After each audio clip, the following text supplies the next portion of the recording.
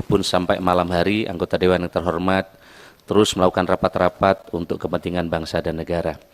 Ibu saya hormati, terkait dengan rapat pada kesempatan ini, outline yang ingin kami sampaikan pertama adalah terkait dengan kebijakan pengadaan P3K tahun 2022. Kemudian kami juga akan menyampaikan penanganan tenaga non-ASN pada pemerintah, pada kementerian lembaga dan pemerintah daerah. Dan yang ketiga adalah kami akan menyampaikan penerapan reformasi birokrasi tematik pada 4 klaster prioritas. Nah, Bapak sekalian saya hormati, kami selalu menyampaikan slide ini di mana arahan ini selalu kami sampaikan di berbagai kesempatan sejak kami menjabat untuk menjadi pemain pengganti ini. Pertama adalah birokrasi harus berdampak. Karena banyak kesibukan birokrasi tapi dampaknya kurang. Yang kedua, beliau sering menyampaikan, Bapak Presiden, birokrasi ini bukan tumpukan kertas. Dan yang ketiga, beliau menyampaikan birokrasi ini harus cepat dan lincah. Oleh karena itu, Pak Ketua, kami ingin sampaikan bagi anggota yang terhormat, ada banyak masalah urusan yang ada di Kemenpan RB. Kami ambil 7 prioritas yang kami kerjakan. Pertama adalah pemangkasan proses bisnis layanan kepegawaian berdampak pada jutaan ASN. Oleh karena itu kami dengan BKN kami membuat target. Desember ini probisnya sudah harus mulai terasa. Kita memangkas dari 16 ke 3 proses bisnis. Dan teman-teman sedang lembur ini untuk memperbaiki layanan ini. Yang kedua adalah penerapan reformasi birokrasi tematik pada 4 klaster prioritas.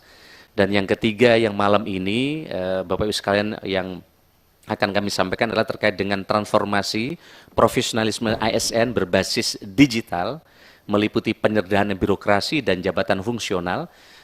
Terkait Permenpan jabatan fungsional akan kami tuntaskan dalam beberapa hari ke depan, karena masih banyak pertanyaan terkait dengan jabatan fungsional yang kami selesaikan dengan teman-teman termasuk dari BKN.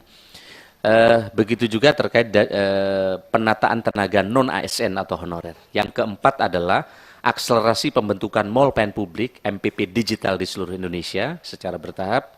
5 adalah penguatan sistem pemerintah berbasis elektronik. Yang keenam, percepatan penyusunan kebijakan kelembagaan dan tata kelola dana ASN menuju IKN Nusantara dan DOB Papua. Ini menjadi prioritas kami. Dan yang ketujuh adalah transformasi sistem pendidikan ASN untuk mendukung percepatan reformasi birokrasi. Begitu juga terkait Bloomberg menyatakan 4 besar ekonomi di 2050, ini terus menjadi slide kami supaya SDM kami dipersiapkan dengan baik dari hari ini. Meskipun kita menghadapi dilema-dilema yang berat. Di satu sisi kita dihadapkan pada kompetisi dunia yang semakin kompetitif. Perlu birokrasi yang berkelas dunia, yang digitalize, yang punya kemampuan daya saing yang tinggi untuk memberikan pelayanan yang cepat. Tapi di sisi lain ada dilema-dilema, masih banyaknya non-ASN, honorer, yang mesti kita tuntaskan.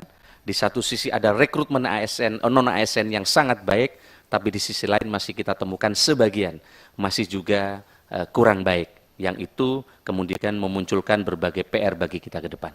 Nah, saya hormati terkait dengan kebijakan manajemen ASN, tentu terkait dengan Undang-Undang Nomor 5 Tahun 2014 sudah sangat jelas. Ada PNS yang berbasis PP 11 Tahun 2017 dan ada P3K yang berbasis PP 49 Tahun 2018. Di mana di situ bahwa setiap warga negara Indonesia mempunyai kesempatan yang sama untuk melamar menjadi PNS atau P3K. Artinya ini tetap harus melalui seleksi, kira-kira begitu. Tidak bisa secara otomatis. Tentu dan yang lain juga punya kesempatan yang sama.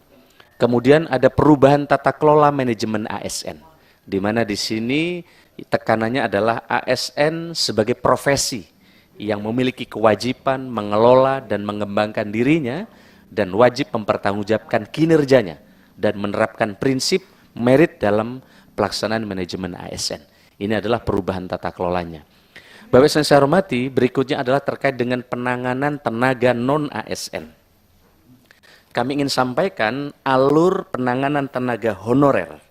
Ini sebelum ada Undang-Undang 5 Nomor 14. Kami ingin sampaikan Bapak sekalian, Kita lihat itu dulu ada pengangkatan otomatis, ada 860.220 THK 1. Ini dan yang tidak memenuhi kriteria di 2005 itu tinggal 60.482 orang.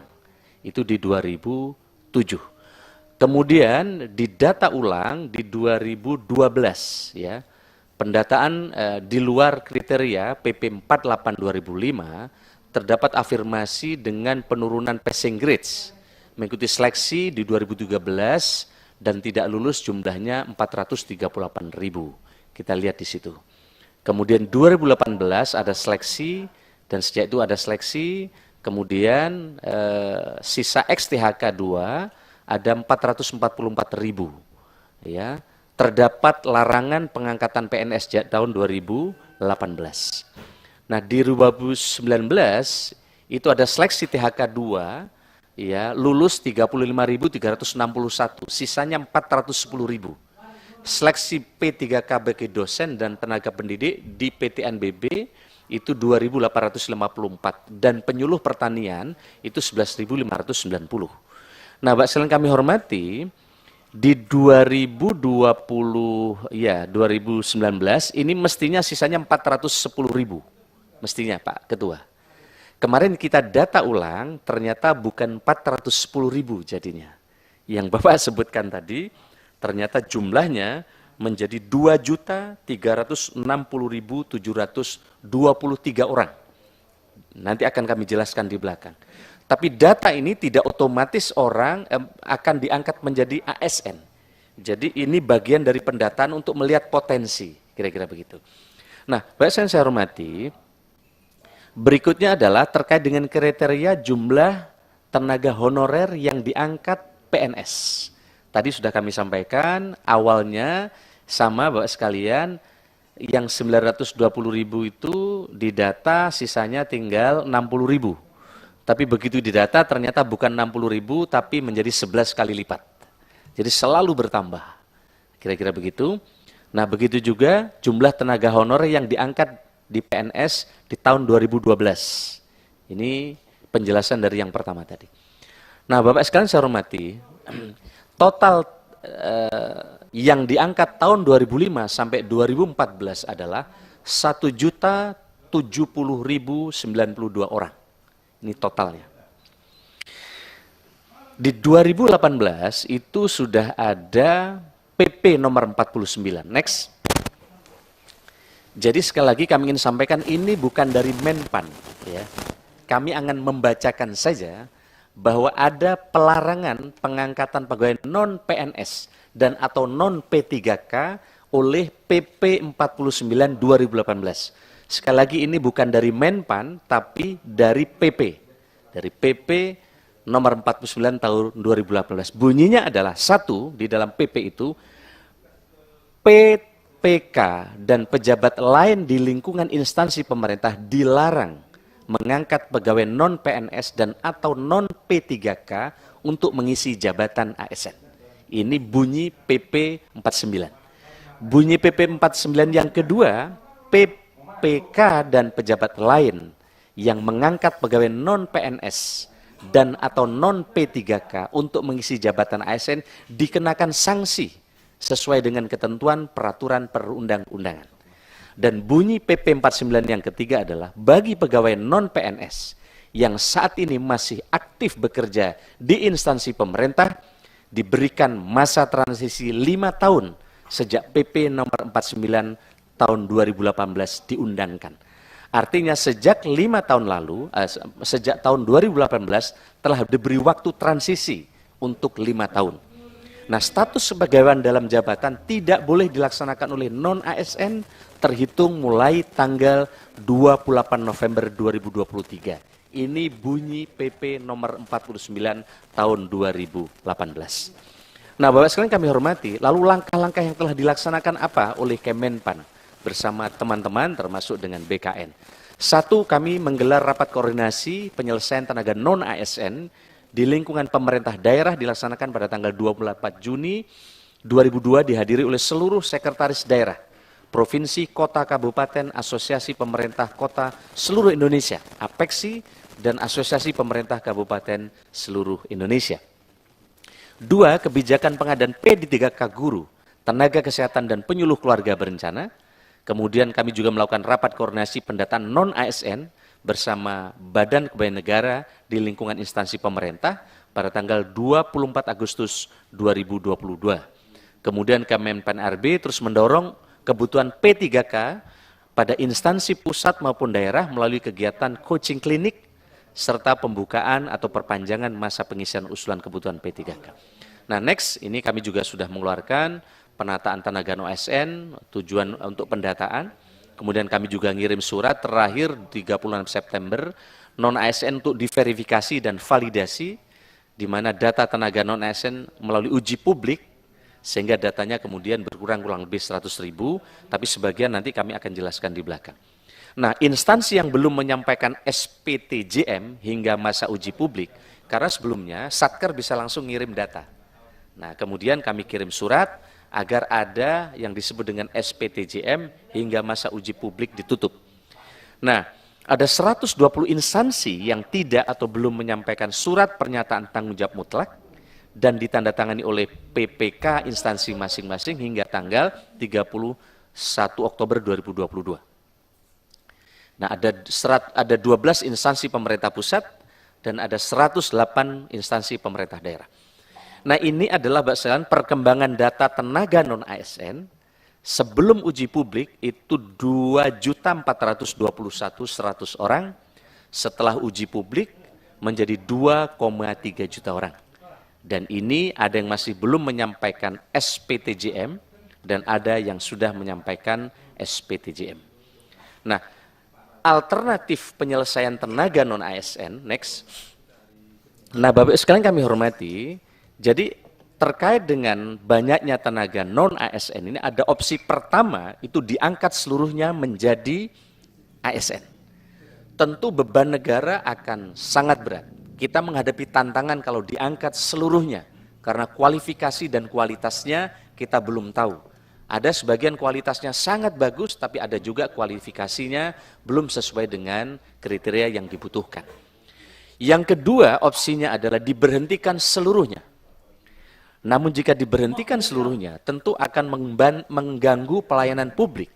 Karena banyak sekali ASN yang masa pensiunnya sudah tiba, belum ada yang menggantikan di sektor-sektor layanan publik itu.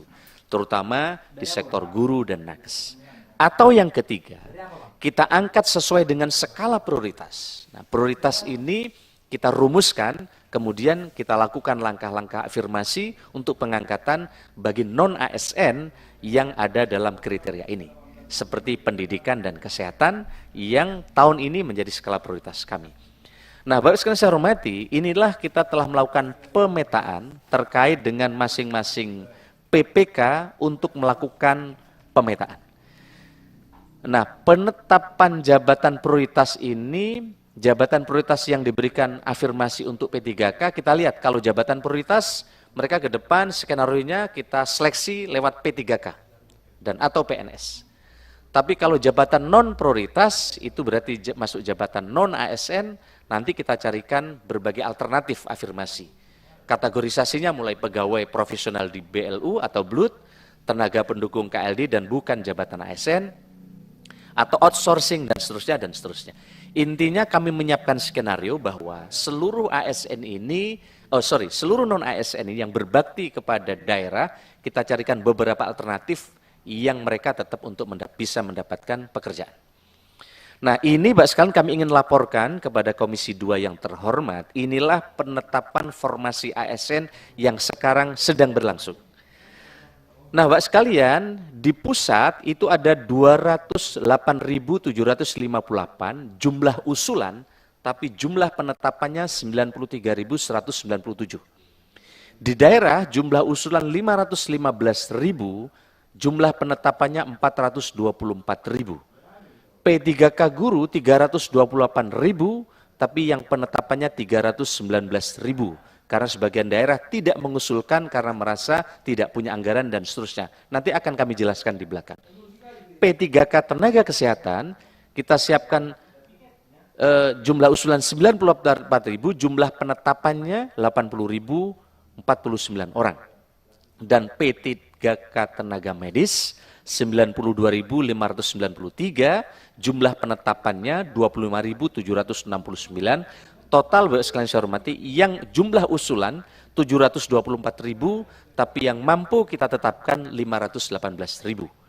Proses pembukaan telah dilaksanakan untuk guru dan perpanjangan untuk tenaga kesehatan untuk yang terdaftar pada Dapodik, Kemendikbudristek, dan SIDMK, Kemenkes, serta THK2 yang terdaftar di BKN.